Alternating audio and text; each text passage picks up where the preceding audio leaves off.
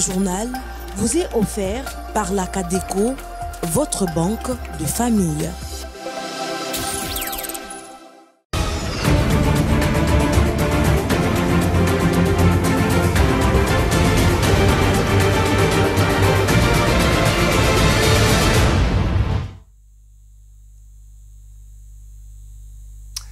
« 19h à Kinshasa, 20h ici à Lubumbashi. Madame, Monsieur, bonsoir et bienvenue à votre actualité de ce soir sur les antennes du Shalom Télévision qui vont d'ailleurs commencer par le sommaire. Les élections organisées par la centrale électorale à Massi Manimba et Jacoma. La Cour constitutionnelle a rendu ses arrêts ce lundi 20 janvier 2025 dans le cadre des contentieux des élections législatives. Et puis, au cours de la semaine 2 de 2025, l'épidémie Mpox a enregistré 3071 cas suspects et 26 décès avec une létalité de 0,85%. Vous aurez à suivre tous les détails dans ce journal.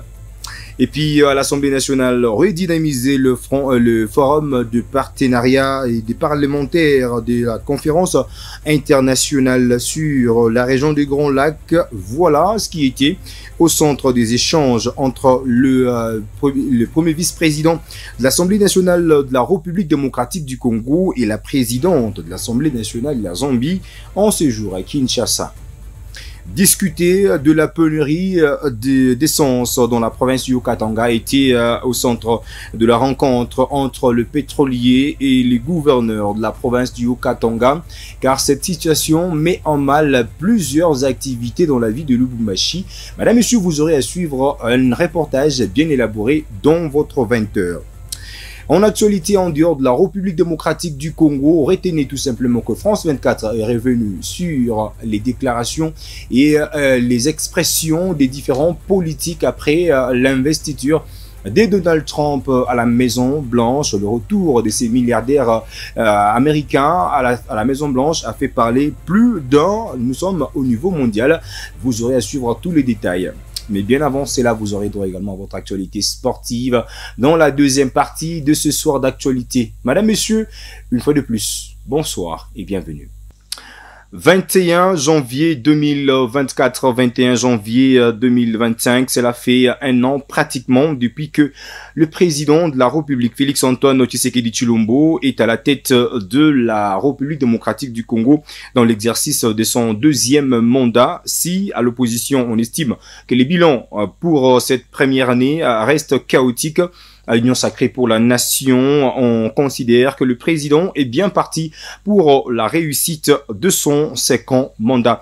Contacté à ces sujets, Monsieur Amissi Makutano, président national de la jeunesse de l'UDPS, fait ici sa lecture dans cet échange téléphonique accordé à Trésor Peter Kambayi. Suivez.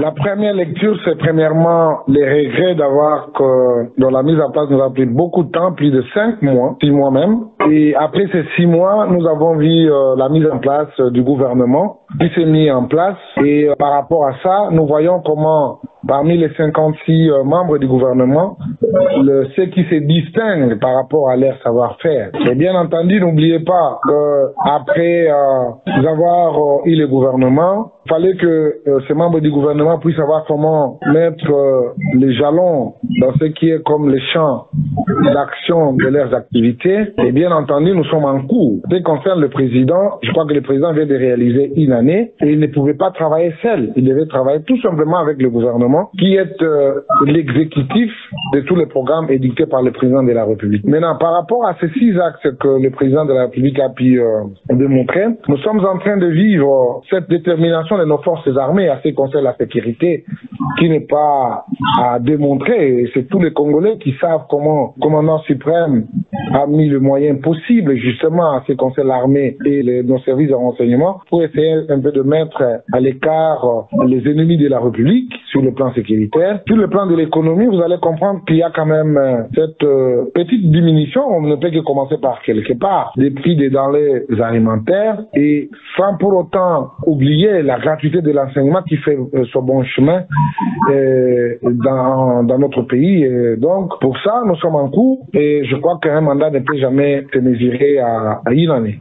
Les points forts pour le président, c'est d'abord la détermination. La détermination de pouvoir changer le paradigme. Ce que nous sommes en train de vivre aujourd'hui, je crois que c'est une rupture que les gens n'ont jamais eu l'habitude de voir. Mais aujourd'hui, c'est ce que nous vivons et donc nous pouvons quand même nous frotter les mains pour que ceux qui se méconduisent, tous ceux qui partent contrairement par rapport au vent qui souffle de l'Est et qui devait s'orienter vers l'Ouest. Mais si ça va nous amener vers nord ou sud, il faut toujours tenir. Alors, deuxièmement, c'est aussi cette volonté ferme seulement de la gestion des finances publiques, c'est le socle même, parce que pour espérer émerger dans tous les domaines, il faut avoir le moyen, et ces moyens doivent être bien orientés selon les besoins, et c'est ce qui est en train d'être fait, et je crois que c'est parmi les points forts. Et les points faibles peuvent se retrouver justement dans l'expression du membre du gouvernement, certains d'entre eux, qui ne se font pas sentir. On ne sent pas son ministre, mais fort aux côtés du président pour espérer un Congo nouveau. Le premier vice-président de l'Assemblée nationale a eu des échanges avec la présidente de l'Assemblée nationale de la Zambie en séjour à Kinshasa, la capitale congolaise. Leurs échanges ont gravité autour de la redynamisation du Forum international de parlementaires, de la conférence internationale de la région du Grand Lac. Je vous prie de suivre. De la présidente de l'Assemblée nationale de la Zambie, Nelly Kachumba Mouti, accompagnée du député national, l'honorable Kabanda, les objectifs de cette mission d'information dans la capitale congolaise sont multiples, notamment poursuivre les liens de coopération avec le Parlement de la 4e législature, visiter le secrétariat général de la CIRGL et les actions à mener liées à la paix, la sécurité, le développement, la démocratie ainsi que l'intégration des États membres dans le cadre du pacte signé en 2006 à Nairobi, au Kenya. Ma bonne impression, c'est d'être à Kinshasa pour la première fois. Vous avez un bon parlement.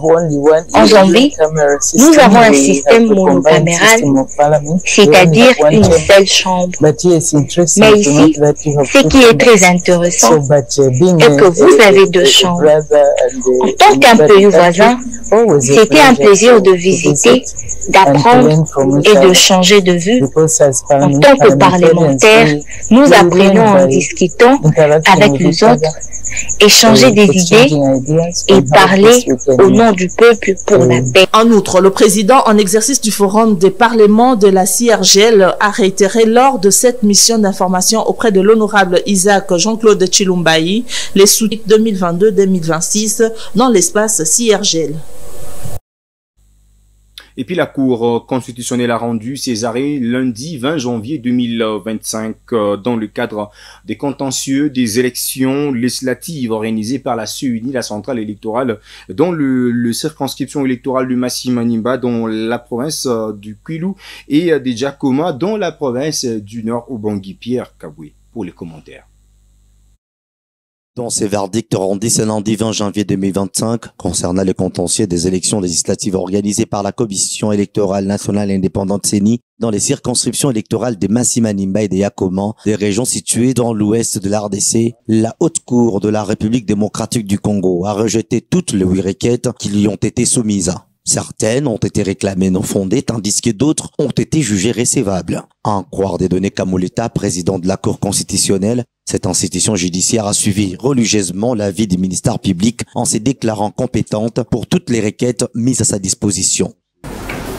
Vu la Constitution de la République démocratique du Congo, vu la loi organique portant organisation et fonctionnement de la Cour constitutionnelle, vu la loi portant organisation des élections présidentielles, législatives, provinciales, urbaines, municipales et locales, vu le règlement intérieur de la Cour constitutionnelle tel que modifié le 10 août 2018, spécialement en ses articles 86 et 91, la Cour constitutionnelle, siégeant en matière de contentieux des résultats, après avoir entendu le procureur général en son avis, se déclare compétente, dit la requête irrecevable.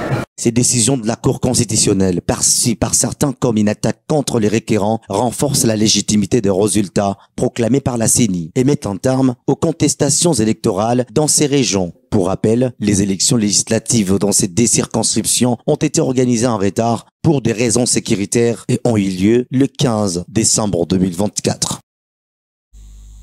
Parlons santé dans ce journal. Au cours de la semaine 2 de 2025, l'épidémie de Mpox a enregistré 3071 cas suspects ainsi que 26 décès avec une létalité de 0,85% et un taux de complétude de 92,3%. En comparaison, la semaine 1 avait remporté 2318 cas et 20 décès. C'est le ministère de la Santé qui a livré cette information. Madame, monsieur, regardez.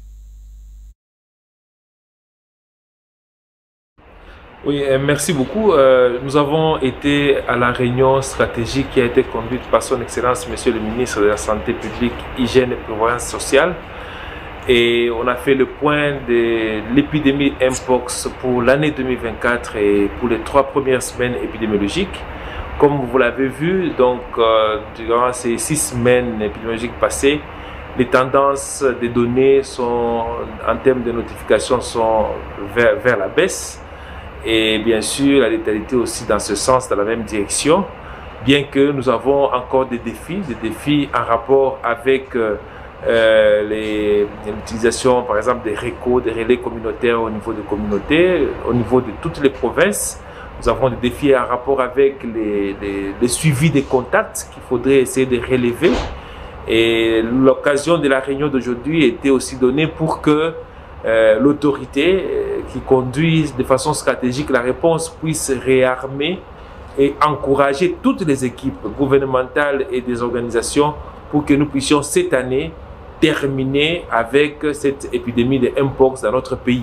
Donc ça, c'est vraiment les mots les plus importants. Il a encouragé pratiquement les uns et les autres pour que nous puissions nous mettre encore au travail et donner, n'est-ce pas, notre expertise pour que nous puissions mettre fin, n'est-ce pas, à cette épidémie qui est déclarée hygiène de santé publique de portée internationale. Nous avons aussi constaté par la même occasion qu'il y a certaines autres organisations, les responsables de certaines organisations qui ont participé pour la première fois, notamment le directeur général de l'OMS, adjoint, qui a été avec nous, qui a aussi abordé dans le même sens, qui a encouragé nos équipes, qui a encouragé à ce que toutes les organisations travaillent derrière le gouvernement pour que seul le pays puisse triompher de la Mpox. Voilà un peu les gros mots que je peux peut-être donner en termes de résumé par rapport à la réunion d'aujourd'hui. Transport à présent dans ce journal hier, rareté sur les artères de la capitale de la République démocratique du Congo. Nous sommes à Kinshasa suite aux menaces de chauffeurs de transport en commun d'aller en grève. Plusieurs personnes ont fait le longs trajets avant midi et la situation a été améliorée rapidement dans la capitale dans l'après-midi. Je vous prie de suivre ce reportage complet. Passer des taxis jaunes, c'est lundi matin, la voie est libre. Les secteurs de transport en commun, tenus en majeure partie par des privés, a connu une paralysie totale. Pour cause, la ville exige le respect des tarifs selon les itinéraires, selon le son de cloche des autorités provinciales de la ville capitale. Une réaction contre les tracasseries rétorquent les conducteurs en grève. La marche à pied a été donc le moyen rudimentaire pour joindre son poste d'attache. Il n'y a pas de transport, il paraît que les chauffeurs ont grévé, donc cela a porté prix cher. Moi par exemple, je viens de la gare centrale, jusqu'ici j'ai dépensé 6 000 au lieu de 1 000 francs. Donc la situation devient de plus en plus très compliquée. Un constat amer caractérisé par l'absence des chauffeurs, des taxis. Alors que hier nous avons suivi au sortir de la réunion avec le gouverneur de la ville qui nous a rassuré qu'aucun chauffeur n'est grévé aujourd'hui. Malheureusement, arrivé le matin à l'arrêt de bus, nous avons constaté qu'il n'y avait pas de bus. Ce qui a constitué un afflux énorme dans les arrêts de bus et également l'augmentation de prix du transport avec les rares motards que nous avons trouvés. Donc c'est une problématique qui se pose vraiment avec acuité et qui influe sensiblement sur la productivité du peuple. Malgré cette situation, la capitale a connu curieusement ses embouteillages habituels. Un certain moment avant que certains conducteurs reprennent timidement du service l'après-midi. Situation désastreuse dans la capitale Kinshasa. Revenons ici dans la deuxième ville du pays où le pétrolier membre de la FEC, conduit par monsieur Joseph Tuitier, ont rencontré le gouverneur de la province du Haut-Katanga, Jacques Yeboula Katoué, pour discuter de la pénurie d'essence dans la province du Haut-Katanga, les causes de cette pénurie, carence de scellés électroniques au point d'entrée, l'incendie d'une raffinerie en Afrique du Sud et nouvelle législation au Zimbabwe. Voilà en quelques mots ce qui ronge la pénurie également de carburant dans le Haut-Katanga. Je vous prie de suivre ce reportage. Convoqué en urgence par l'autorité provinciale Jacques Yeboula Katoué ce lundi 20 janvier 2025, le comité des pétroliers avec à sa tête son président Joseph Tuitier Maloba a fourni des explications au gouverneur sur cette fermeture brusque des stations-service à travers la province du Haut-Katanga. D'après Joseph Tuitier, cela est dû à la baisse du niveau des stocks de l'essence dans les dépôts de la province. La situation que nous connaissons sur le marché est liée à la disponibilité seulement de l'essence. Parce que le gasoil, communément appelé mazout, nous avons ça dans toutes nos stations-service. Oui, la carence est liée à plusieurs facteurs. Vous savez, nous ne produisons pas de l'essence. Nous recevons de l'essence de l'Afrique du Sud, de Mozambique et de Dar es Salaam. Et du côté de l'Afrique du Sud, il y a eu un problème au niveau de la raffinerie. Et à Dar es Salaam, il y a un problème de stock. Donc les bateaux qui sont arrivés au port de Dar es Salaam sont plus les bateaux de gasoil que les bateaux d'essence. Le peu d'essence qu'il y a est en train d'être acheminé au pays et d'ici 2-3 jours, la situation va se normaliser. Une situation que le gouverneur Jacques Yeboula Katoué suit de près et d'ici à quelques jours, la situation sera décomptée avec son appui, a rassuré le président des pétroliers du Haut-Katanga. La situation sera régularisée dans peu de jours, mais nous savons que la carence d'essence est partout. Ce n'est pas seulement ici chez nous, mais c'est un peu partout, que ce soit en Tanzanie, que ce soit en Zambie ou à Mozambique, mais le peu d'essence qu'il y a est en train de venir et sera ravitaillé dans les stations-service. On prit part à cette rencontre des ministres provinciaux des hydrocarbures et de l'économie. Parlons sécurité dans ce journal à Baki, le numéro 1 de la défense nationale, Guy Kabombo Mwadianvita et sa suite ont visité les différentes infrastructures de la base militaire de Kitona, à savoir d'abord le groupement des écoles militaires spécifiques, les casernes de recrues, l'hôpital militaire, l'école de santé, l'école de l'artillerie et puis la centrale électrique et l'aéroport militaire de Kitona en état de vétuste. Je vous prie de suivre également ce reportage complet. La 141e base navale garnison de Banana a reçu la visite du vice-premier ministre, ministre de la Défense nationale et des anciens combattants, Guy Kabombo Mwadianvita, accompagné du gouverneur de la province du Congo central, Grace Bilolo Mouswangi, et d'une forte délégation des officiers du haut commandement ainsi que le caucus des députés nationaux élus du Congo central. Au centre des opérations maritimes de Banana, maître Guy Kabombo Mwadianvita s'est entretenu avec les différentes unités de la base navale de Banana, une réponse à la nécessité de redynamiser la flotte maritime dans le but de renforcer l'action de l'État en mer. Le commandant suprême m'a envoyé ici pour venir voir les conditions de travail et de vie de nos marins. À Banana sera construit le port en eau profonde. Le commandant suprême s'emploie à changer les choses d'ici peu. Les travaux de construction du port en eau profonde nécessitant la délocalisation de la base navale de Banana, le numéro 1 de la Défense nationale et sa délégation, sous une pluie battante, ont visité les travaux du site de Kindofula en construction, qui abritera dans le tout prochain jour les différents services de la 141e base navale, notamment l'école navale d'application et autres. Le patron de la Défense nationale a également visité la frontière lacustre poreuse entre la cité côtière de Mwanda en République démocratique du Congo et Soyo en Angola, aux abords de l'embouchure du fleuve Congo. Après la visite du centre médical opérationnel type A, en bon père de famille, le vice-premier ministre, ministre de la Défense nationale et des anciens combattants, maître Gika Bombo Modianvita, s'est entretenu avec les épouses et dépendants des militaires qui lui ont présenté leurs doléances et un message adressé à la première ministre Judith Suminwa Tuluka. Il n'a pas manqué de leur offrir quelques présents.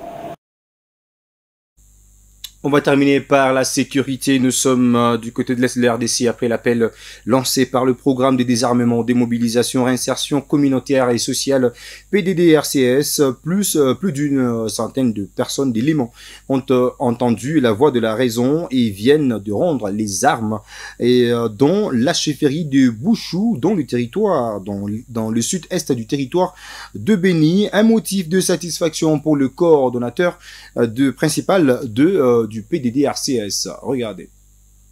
Au total, 111 éléments de groupes armés de la milice Maï Maï ira autodéfense du leader Jean-Paul Molovera, dont 7 femmes viennent d'être désarmées. C'est le premier groupe armé à répondre massivement à l'appel du PDD-RCS dans la chefferie des Bachou, au sud-est du territoire des Béni. La cérémonie officielle de cette activité de désarmement a été lancée par le coordonnateur provincial du PDD-RCS Nord Kivu, Clovis Mouniri, au village Kivuno, en groupement Boulambo Issalé. Le coordonnateur provincial a effectué ses déplacements de Goma à Béni en soutien aux animateurs de l'antenne PDD-RCS Béni pour sensibiliser les combattants à l'adhésion du processus d'AIDER. Sur place, les candidats à la reddition volontaire ont remis les armes AK-47, quelques bombes, plusieurs centaines de munitions, des uniformes et autres effets militaires après avoir signé des actes d'engagement de non-retour dans le groupe armé. Par cette même occasion, les coordonnateurs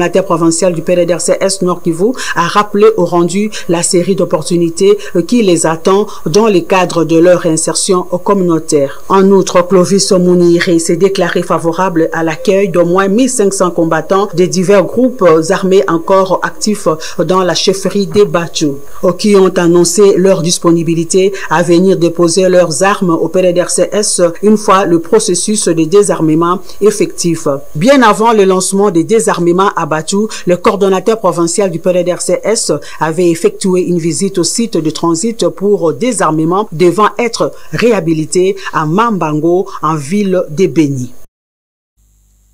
Et c'est la fin de la première partie de votre soir d'actualité. Madame, Monsieur, passe à présent la deuxième partie consacrée à l'actualité sportive.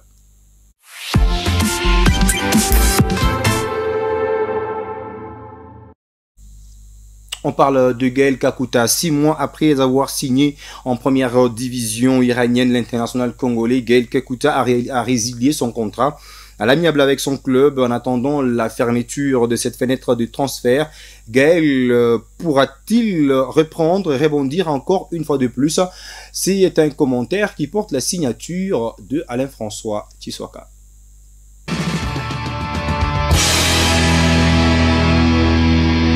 Gaël Kakuta quitte officiellement de commun accord la formation de cette Glal FC en première division iranienne. La nouvelle a été annoncée par le club sur ses réseaux sociaux. L'aventure iranienne du milieu offensif international congolais n'aura duré que 6 petits mois. L'ancien joueur de Chelsea ne s'est pas visiblement adapté quand on connaît le caractère du joueur qui est un peu introverti, bien qu'il faisait partie des éléments essentiels de l'effectif de l'entraîneur sud-africain Pitso Motimane. L'ancien joueur de Lens en France a disputé 12 matchs cette saison pour 9 titularisations, mais n'a pas inscrit le moindre but. Il va tenter de rebondir ailleurs dans les prochains jours, avant peut-être le 31 janvier, date de la clôture du mercato hivernal.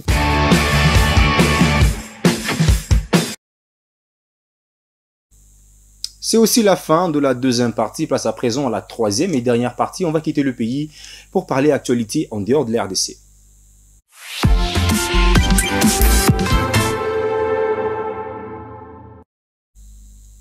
Les autorités dénombrent, nous sommes à Mayotte, les autorités dénombrent déjà 21 morts et 45 blessés en urgence absolue à Mayotte, mais les bilans risquent d'être beaucoup plus lourds. Les fouilles n'ont pas encore débuté dans plusieurs zones déjà dévastées.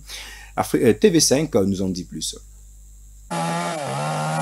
Des branches, petites ou grosses, mais aussi d'encombrants troncs d'arbres. La nature a payé un lourd tribut sur le site naturel des Badamiers, sur Petite Terre, dans l'île de Mayotte. Comme le reste de l'île, cet endroit préservé n'a pas échappé aux ravages du cyclone Chido. Et 5 semaines après son passage, beaucoup de travail reste à faire.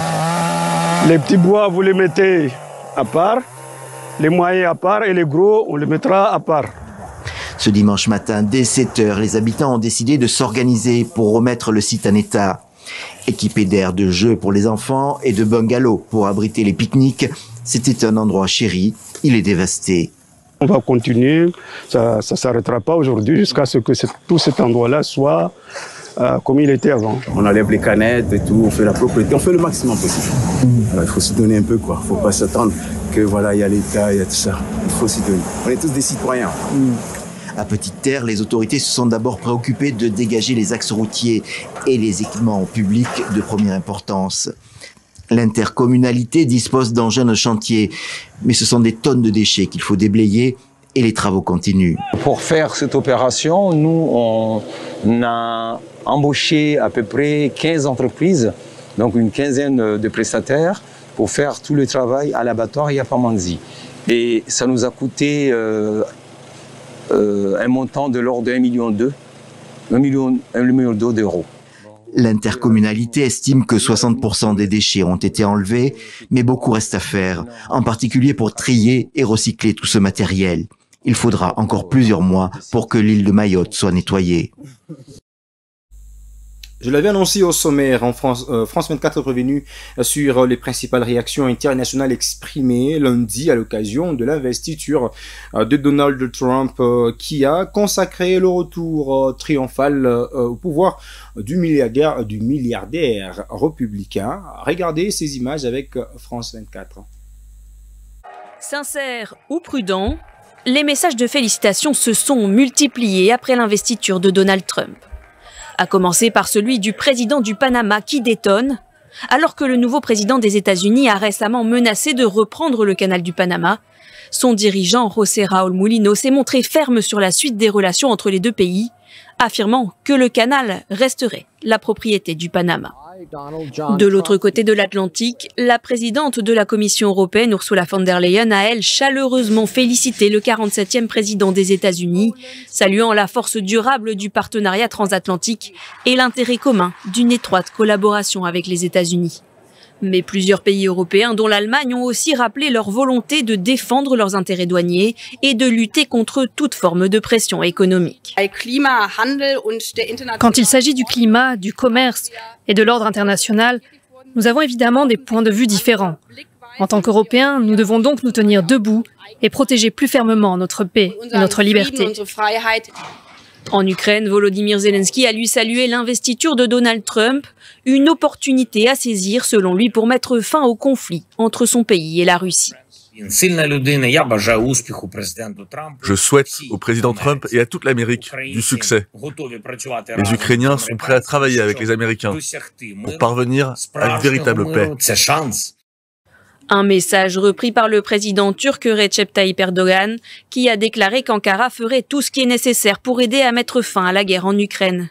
Les félicitations se sont voulues plus amicales encore côté israélien, avec un Benyamin Netanyahou très enthousiaste pour les années à venir. Pour le Premier ministre israélien, le retour de son allié républicain à la Maison-Blanche marquera le début d'un changement politique durable au Moyen-Orient. Je suis convaincu que nous parviendrons à vaincre l'axe terroriste iranien et à inaugurer une nouvelle ère de paix et de prospérité pour notre région. Au Liban voisin, le président nouvellement élu Joseph Aoun a déclaré que l'élection de Trump donnerait une nouvelle impulsion aux relations libano-américaines, tandis que le dirigeant de facto de la Syrie a lui manifesté son impatience de travailler avec la nouvelle administration américaine. C'était un plaisir de vous servir, madame, messieurs, depuis 12h jusqu'à ce 20h. Merci de votre attention soutenue. On se fixe rendez-vous demain aux mêmes heures avec le même et réel plaisir. Portez-vous bien chez vous, Inch'Allah.